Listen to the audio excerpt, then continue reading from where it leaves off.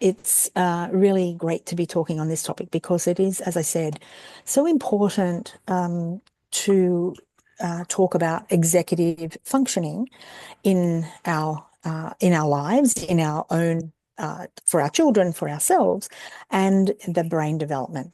So let's get going. As I said, this is our last series. Our last webinar in this series, and we look forward to more. We have more in the works. This is what I hope to cover today. What is executive functioning? What's the brain's role in executive functioning? What lies beneath that? Anyone that has joined me for other sessions will know that I look at underneath these labels. So we're going to do that today. Look at this next piece came from questions that you sent through. Executive function, can it be assessed and can it be improved? Then let's look at what the research is telling us, and then a little bit about Arrowsmith. So let's get going. The first question that people asked is exactly what is executive functioning? So it is a series of mental processes. And some of these terms will be familiar to you: working memory, flexible thinking, mental initiative, attention, and self-control. But what do those mental processes do for us? So those mental processes help us make decisions and solve problems. They help direct our behavior to achieve the goals we want to achieve. They help us keep attention. They help us predict what's going to happen as the result of our actions. They help us anticipate events, manage our time, manage our emotions. One topic that seems to be very topical right now in our world is that immediate gratification.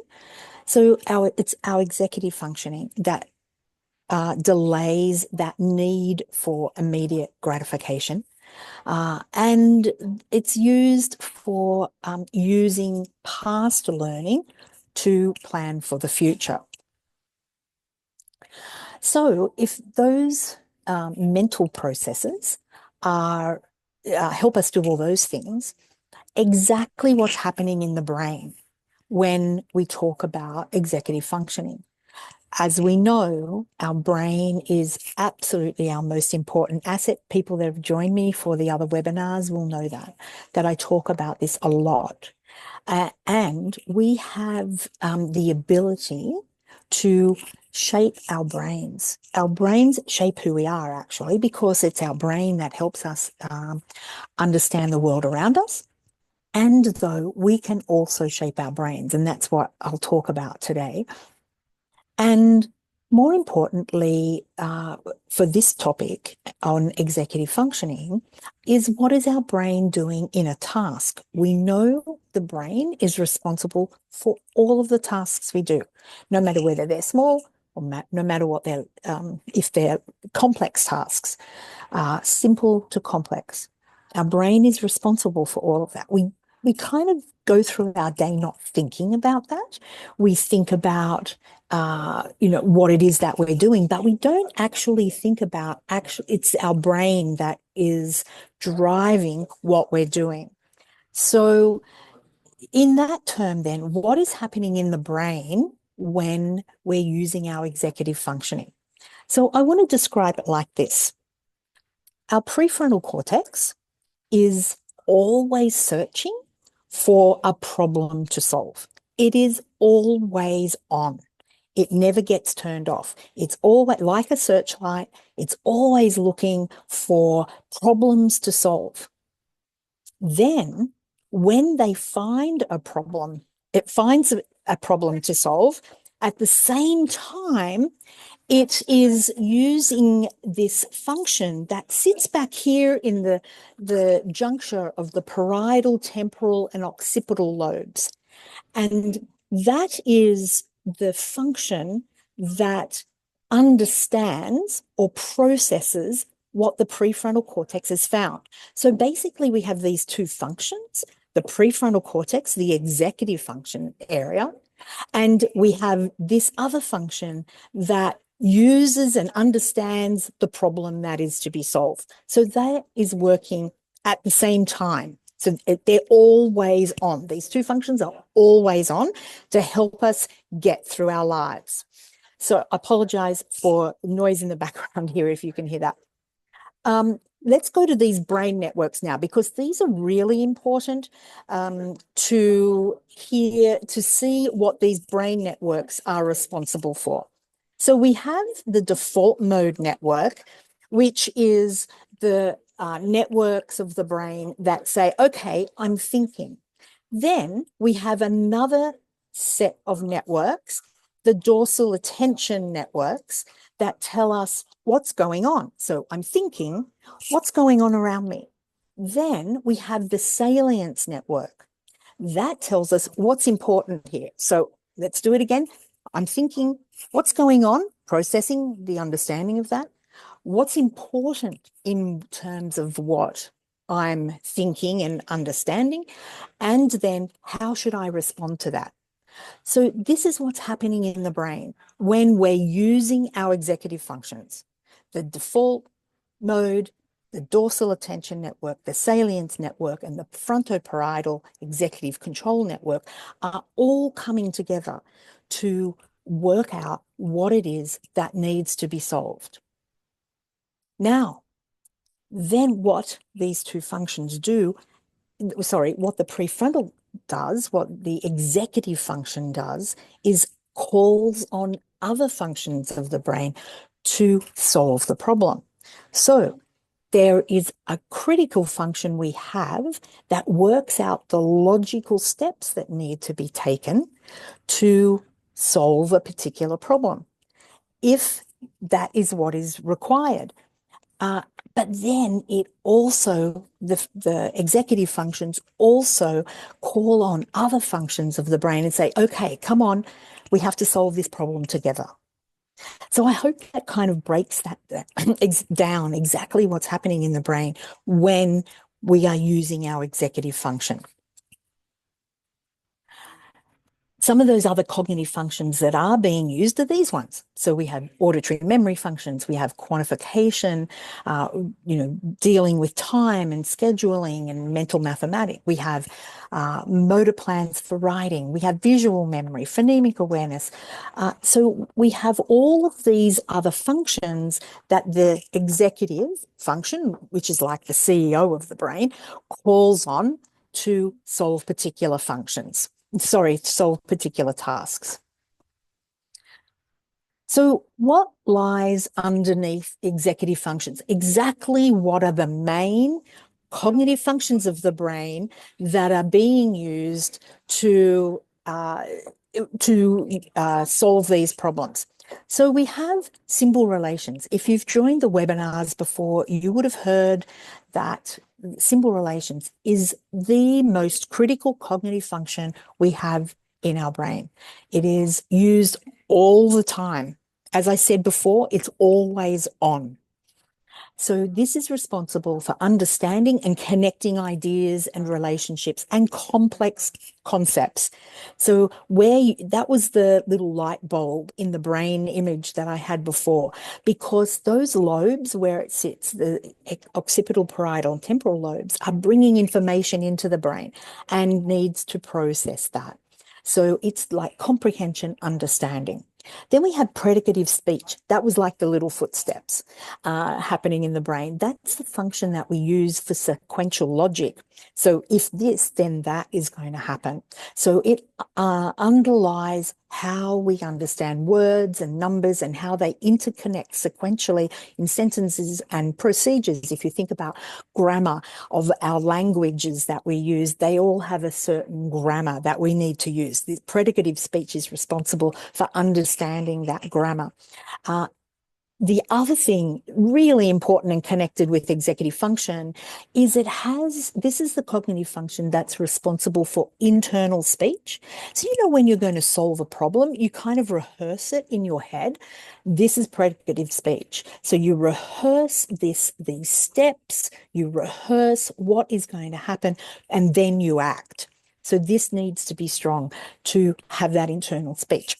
And then, of course, we have symbolic thinking, which is responsible for planning and problem solving in language. And that's the, executive function in that prefrontal cortex. This is exactly what's happening here. So what does that mean in real life? So, okay, I've given you the image of what executive functions look like. I've given you the different functions. There's the symbolic thinking, which is part of that prefrontal executive functioning.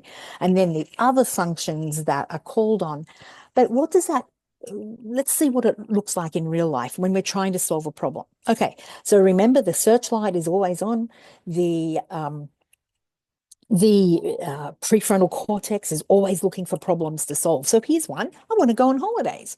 So the prefrontal cortex swings into action and says, okay, how are we going to solve this problem?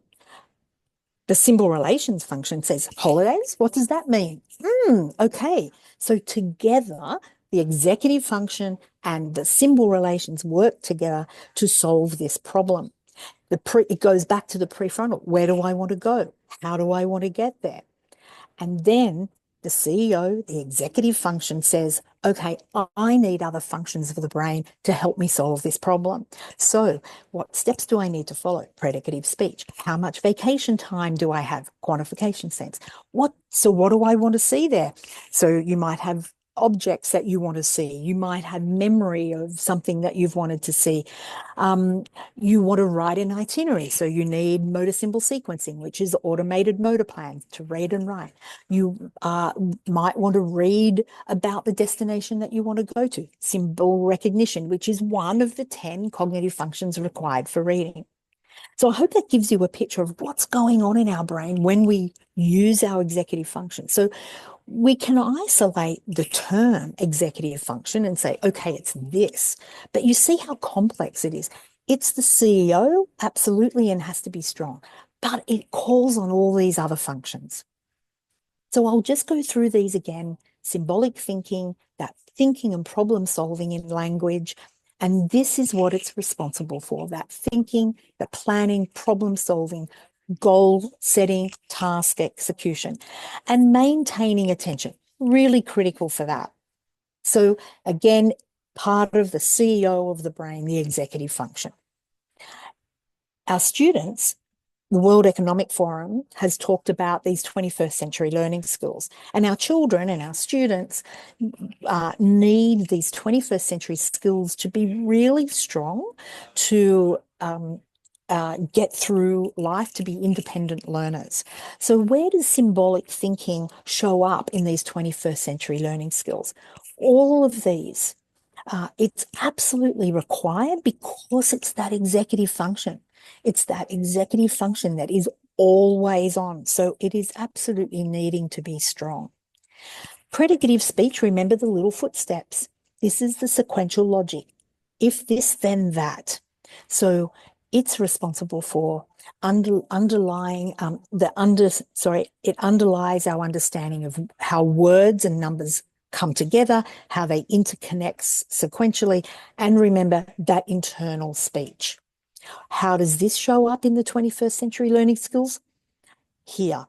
It is really important for this sort of work, for these skills to be developed. Predicative speech needs to be, is required here. Then we have symbol relations, which is, again, as I said before, that critical function that is always on, like the executive function, it's always on. But this is the one that is understanding the relationships and connecting the ideas together. So bringing new information into the brain and connecting it with known information.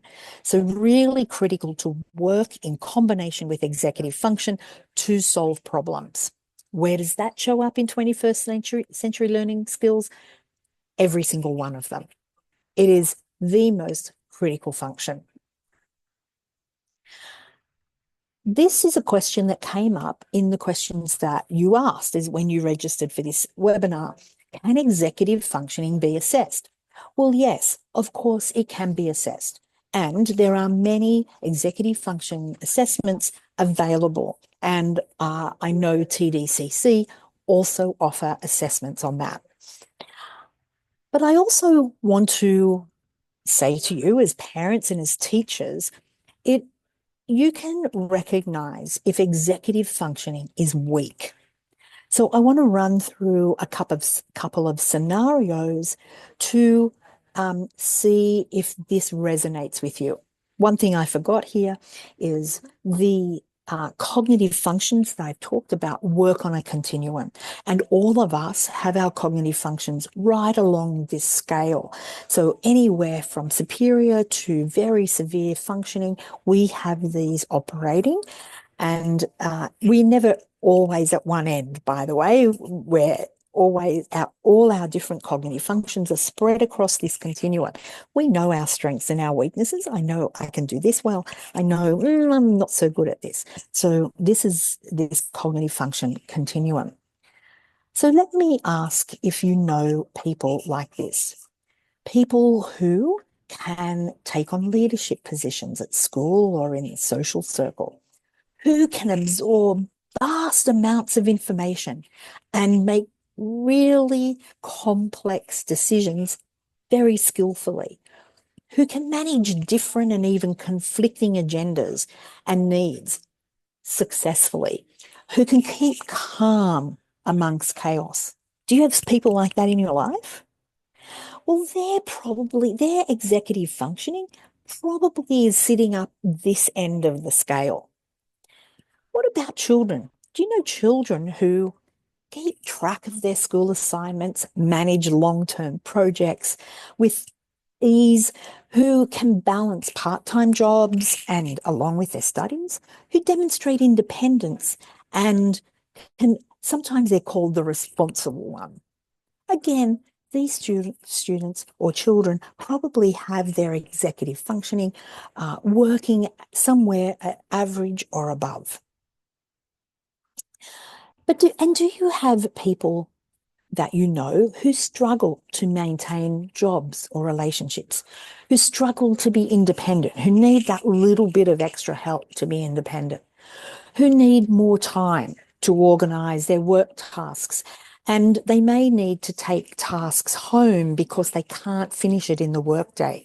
I've spoken to many people like this who they say, oh, my work hours are really long because I can't get the job done in the time I have, like other people that I work with.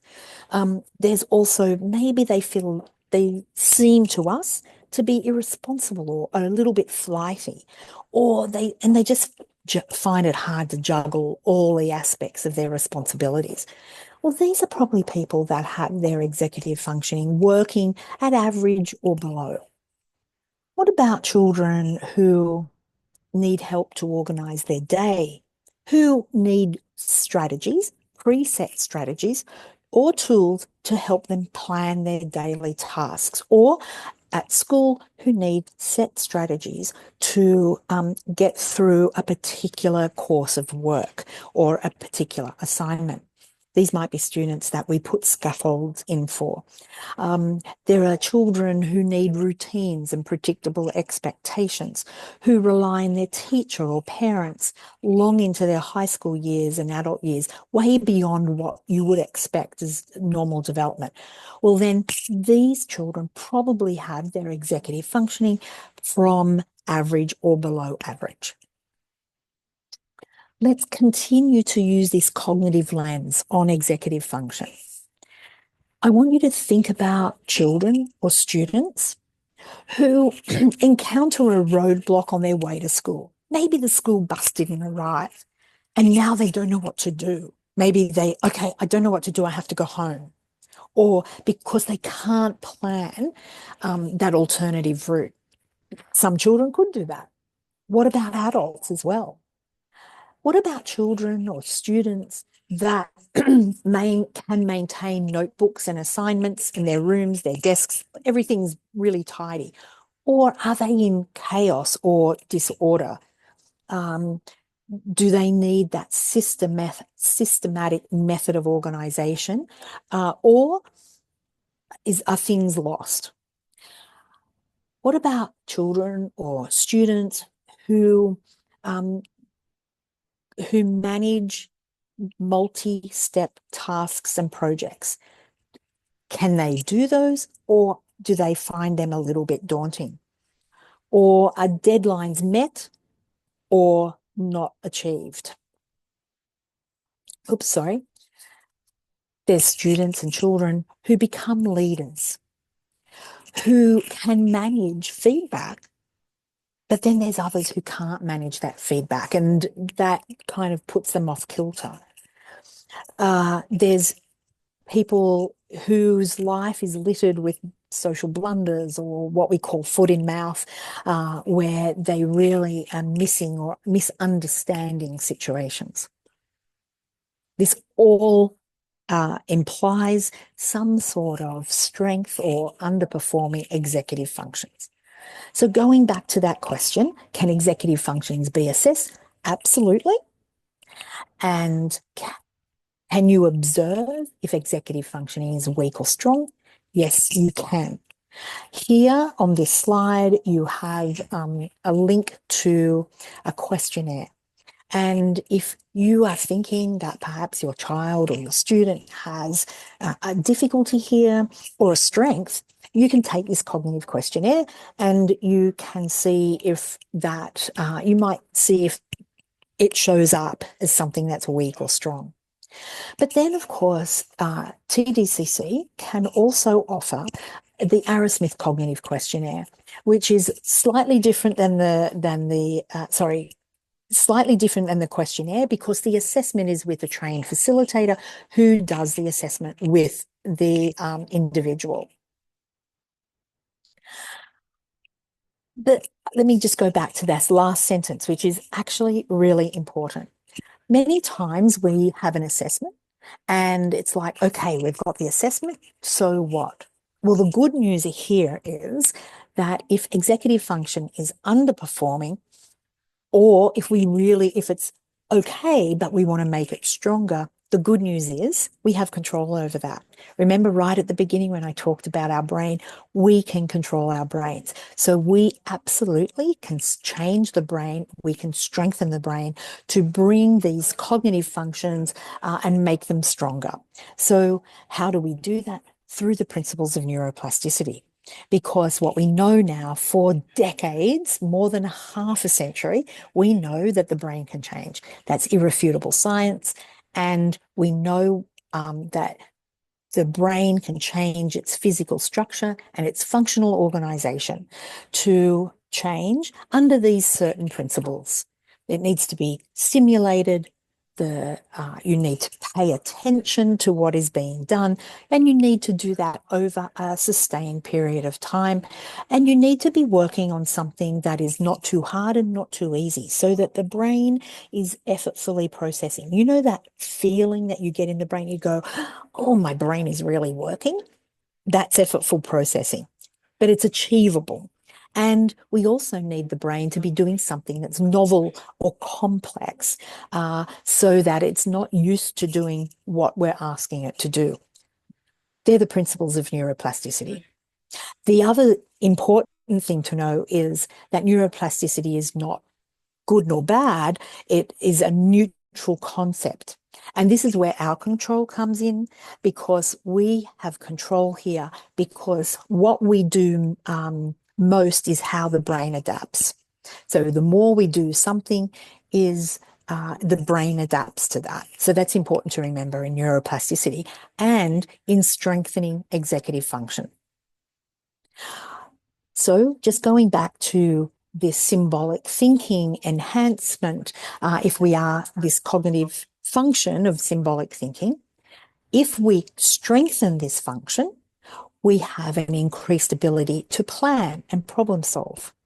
We increase focus attention. We improve ability to use judgment and think critically. We have better goal setting. We have better ability not only to goal set, but use our executive function to achieve those goals, because it's called, that CEO of the brain is calling on all of those functions to come together to solve the problem. By strengthening symbolic thinking, it's generative in the thought process. And so it has the ability to come up with a range of solutions. So it is not just one solution or part of a solution. The symbolic thinking helps us come up with a range of solutions to solve a particular problem. It gives us greater mental initiative. So we need that, those people that are they have ability, but they kind of feel stuck where they are. They just don't seem to have that initiative. Well, they could have this cognitive function that is weak. So by enhancing that, we can get that mental initiative. And then we can have, we have this ability to improve the consequences, imagine the consequences of the course of action that we're taking. And then, of course, we have that self-regulation, which is part of also what I want to talk about. There were a lot of questions from participants around self-regulation. If we enhance predicative speech, what that leads to is that increased ability to learn procedures in mathematics, to improve our written expression, because remember I talked about the grammar, and of course mathematics certainly has procedures too. So we have the ability to follow those procedures or come up with those procedures. It has, and we would have the increased ability to direct our actions by rehearsing them. Remember, this is a cognitive function that helps us rehearse an action in our head. So by enhancing that cognitive function, we have the better ability to do that. And of course, it helps us pick up vocabulary more quickly, because it has, as part of that, the skills required for reading and for writing. And then again, if we increase symbol relations, remember the most critical cognitive function. And I say that because you might say, well, how come executive function isn't the most critical function? Well, because in our lives, we have devices and we have strategies that we can help the executive function with if it's underperforming. So we know we have strategies and again, devices who help us plan and keep to strategies. The thing with symbol relations is, because of the actual function is using and processing concepts that come into those lobes, there is no workaround for that. There is no device that can do that. It's literally happening in the brain. So this is why it's so important. This function is strong in all of us. So by enhancing this cognitive function, we have faster processing speed, quicker conceptual grasp of what we're understanding, that we'll need to understand. We have sharper logical reasoning, better critical thinking. We can understand multiple concepts at the same time. We have increased reading speed because our comprehension is better. We have a better sense of humor because we understand what the joke is. And also we have this enhanced flexibility of thought, because we are able to juggle more than one concept, and we have that flexibility to jump from one concept to another. So really, again, I can't stress this enough, important that this is strong. But enough from me. Let's hear from Michael, who is a student. Let's hear what he has to say. Oh, oh my gosh. I don't know what this is. This was working for me before. I am not certain why this is not working. My apologies. I tested this before and no. Apologies. I might have to move on. Oh, hang on. Did he pop up again? No, I can't get into that. I apologize for that. Mylin, I might send you the link to that video so people can hear Michael about his journey because he had executive functioning really underperforming. And he talks about by strengthening various cognitive functions, how his executive function improved. And in fact, he strengthened his symbol relations cognitive function, and he talks about that. So apologies, I'm not certain why I can't show that video. It might be where I'm located today. Let's see what the research is saying. Here in the researchers that have done work on Arrowsmith and the strengthening these cognitive functions have found this in the neural networks. They've found this through brain imaging. And these networks on the right, they saw stronger connectivity in those 4 networks that I talked about at the beginning of this. And they have increased activation in the prefrontal cortex. They've seen it in the brain imaging. It was really much stronger activation there and in the executive control network. Then I showed this one because this is what they saw in the imaging. This is the image of students without learning disabilities, without learning difficulties. And you'll see here how those networks operate here in the middle. So it's not overperforming or underperforming, but they're getting on with the job.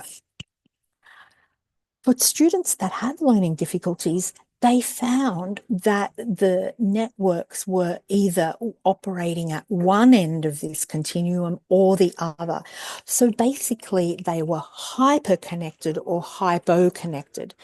And the researchers believe this is because the stronger connections, the stronger networks were working in double time to compensate for the networks that were underperforming.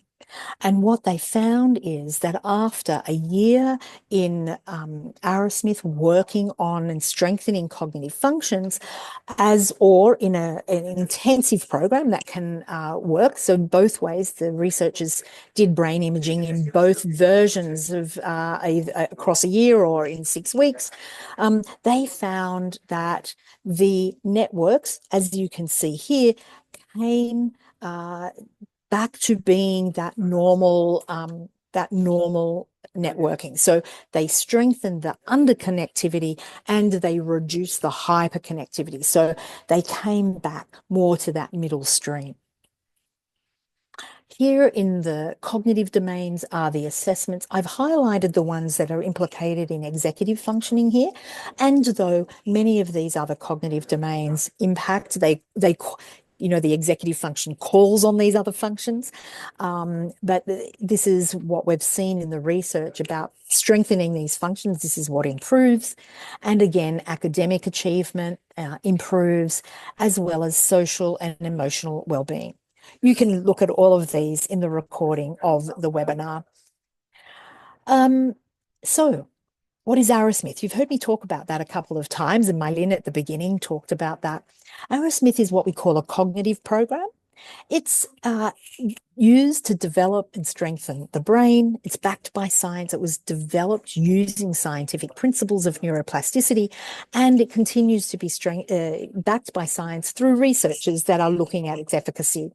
And it strengthens the brain to learn more efficiently and effectively. You probably have gathered that by now. It is also what we call a capacity-based program. Many programs for people that have an executive functioning difficulty, for example, put in these accommodations or strategies to work around the problem.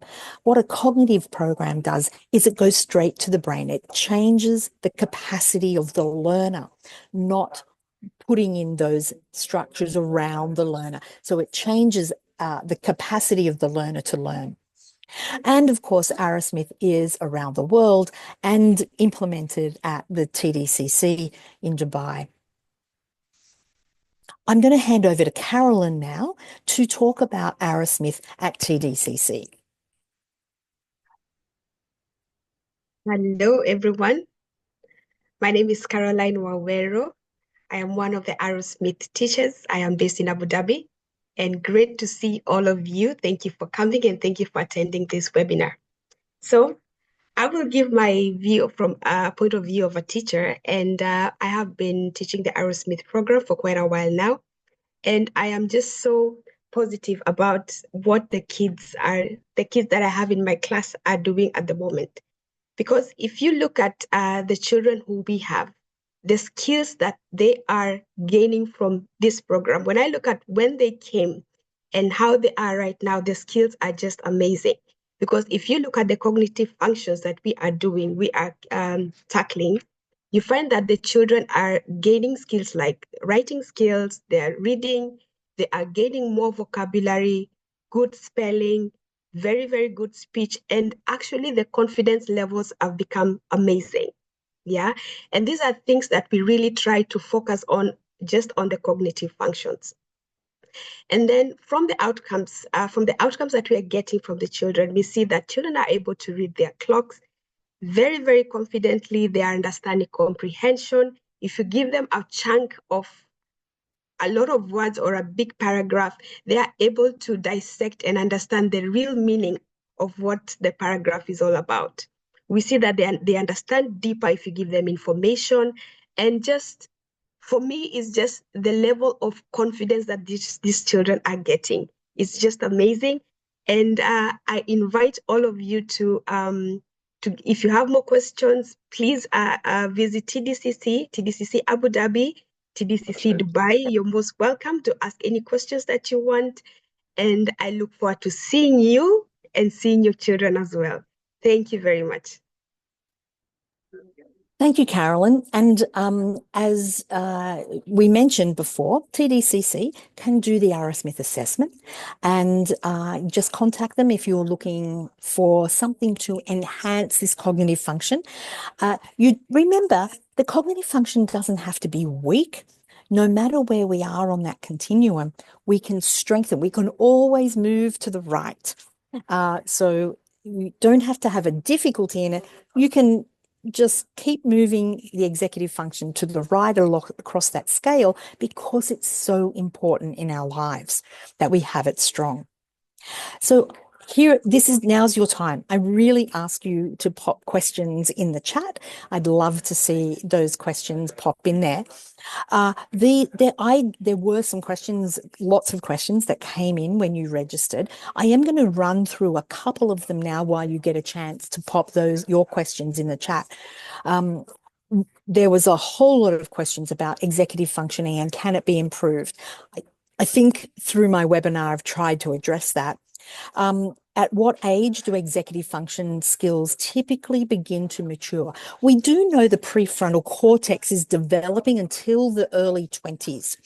And though it's never too early to strengthen the functions that underlie that are involved in the prefrontal cortex.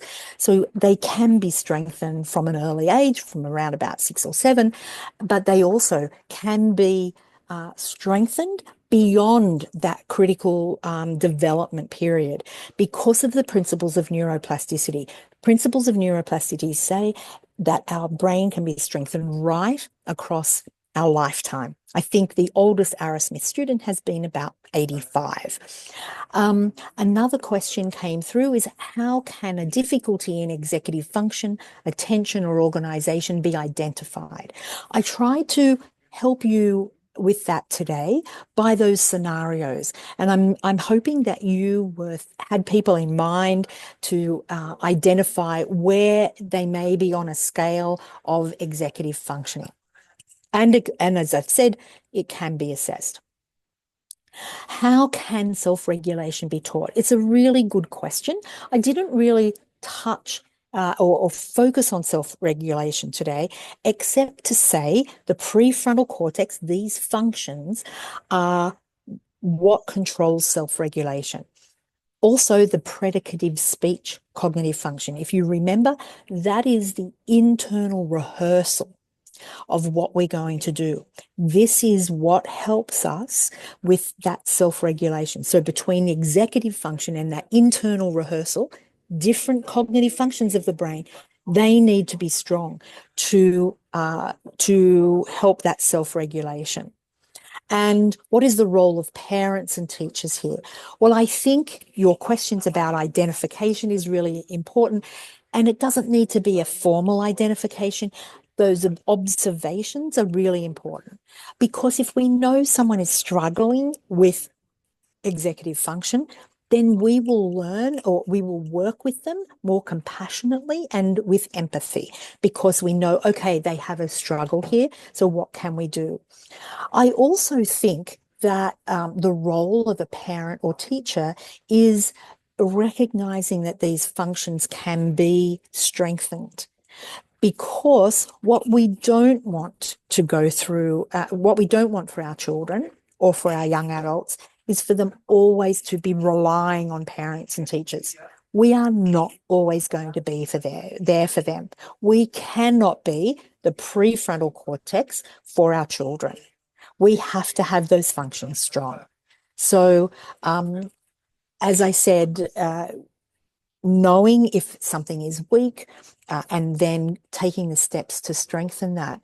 But then, just like with an academic program, once the cognitive functions are strong, there are particular skills and strategies that can be used to push those along. And TDCC have great programs that will help that. Let's get the cognitive functioning strong, and then bring in the programs that are going to work and help them develop that independence. Because if they've missed it along the way of their development, then we might need to pack that in.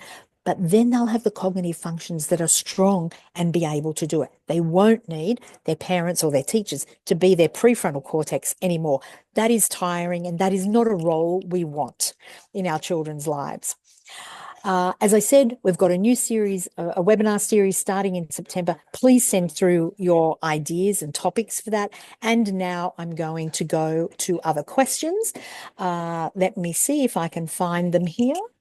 I'm going to stop sharing. Oh, here we are. Here's some questions. I can see them here.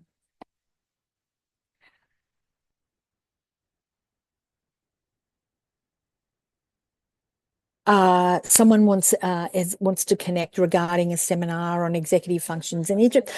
Please reach out to Mylene or myself. If you've got my email address, please feel free to do that if you want like me to do that. I'm very happy to have conversation around that. Recommendations for books and executive functions. TDCC may have recommendations for that. The other one that I would recommend is the work that talks about Arrowsmith, and that is The Woman That Changes Her Brain. The Woman Who Changed Her Brain. And Mylene, maybe we can send the link for that book. It's on our website, on the Arrowsmith website. You can feel free to share that. And like to know if there's any centres or organisations that work on executive functions in the UAE. Absolutely, TDCC is the centre for you. Here's a question. What is elasticity brain meaning? This kid's becoming normal after some times. So all of us have this capacity of the brain to change, but it needs very specific principles to do that training. It's always changing just by what we do in our life. But if we want it to be specifically targeted, then we need to put these principles in place that I talked about today. If you wanted to go to the Arrowsmith website, arrowsmith.ca, www.arrowsmith.ca, there's actually a knowledge guide on neuroplasticity there. So that might be interesting for you. And actually, Mylene, I will give you a blog that you might want to send out to registrants who it's all on executive functioning. So I'll remember to send that to you. What kind of training does one get to improve one's executive functioning? It's a cognitive program, and it depends on which cognitive function you are going to strengthen. Each cognitive function has its own exercise, and teachers can be trained in this method. And yes, you will get a recording of this webinar. How long does it start to see results in a 12-year-old? So what we see in the Arrowsmith program is as we strengthen these cognitive functions, we start to see changes at around about the 3-month mark. But just like if we go to the gym, we don't want to stop when we start seeing those first changes. We would like it to go so that cognitive function is strong, because what's important is we go back to that slide when I talked about we use our brain in all the tasks that we do. What the brain will do to complete a task is use the cognitive functions that are strong.